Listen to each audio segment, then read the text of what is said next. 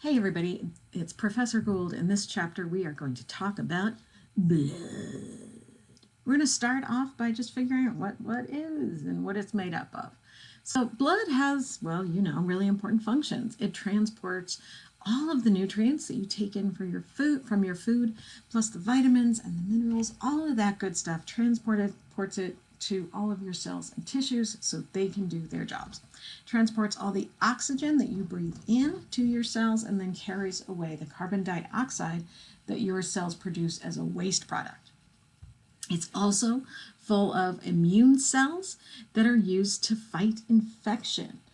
So you may have heard of T cells or natural killer cells or lymphocytes. Those are all white blood cells that are immune cells that are part of the blood. And then the blood also has really important function in regulating your body temperature. And we're going to come back to this when we talk about the circulatory system. But by opening blood vessels close to the surface of the skin, your body can get rid of heat. By closing those blood vessels, your body can preserve heat.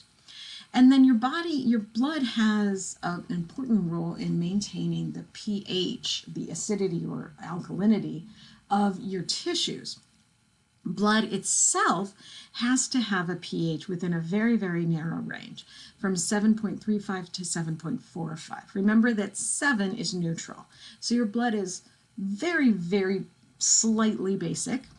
If the pH of your blood gets too high, above 7.45, then you suffer from alkalosis.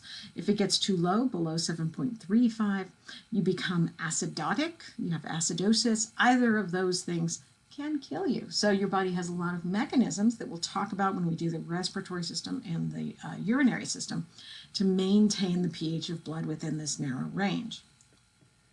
Now, the parts of the blood, it can be divided into 3 parts.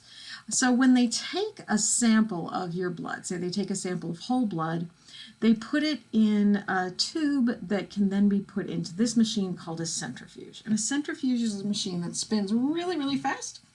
And as it spins, things that are denser or heavier are pulled toward the outside, and the less dense things stay toward the inside. And so a centrifuge can separate blood by density. And it separates it into these 3 layers. The top layer is the blood plasma. Then there's this really thin buffy coat. And then the bottom layer is the erythrocytes, or the red blood cells. So these 3 layers, the blood plasma is the majority of the volume, 55% of the volume of the blood. And the vast majority of the volume of the plasma is water. 92% is water. There's also lots of proteins and some other solutes, electrolytes, which are ions, nutrients, respiratory gases.